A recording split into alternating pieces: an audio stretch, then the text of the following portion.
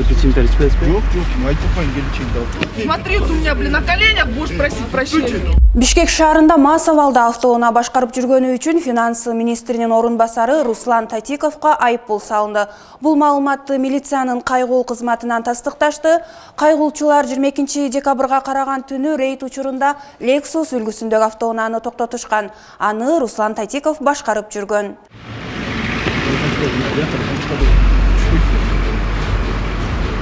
Документтер жайында байкасы? Олар бұл бияқта да мен. Пепсичимдер içпейсизби? Жоқ, айтып қойын келіншегімді алып.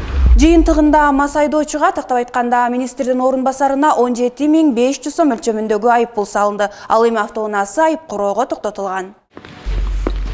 Я здесь пьяная, и вы здесь, начинаете здесь фигню всякую. Я пьяная здесь. Я попросила мужа забрать меня. Не улыбнись, наш след.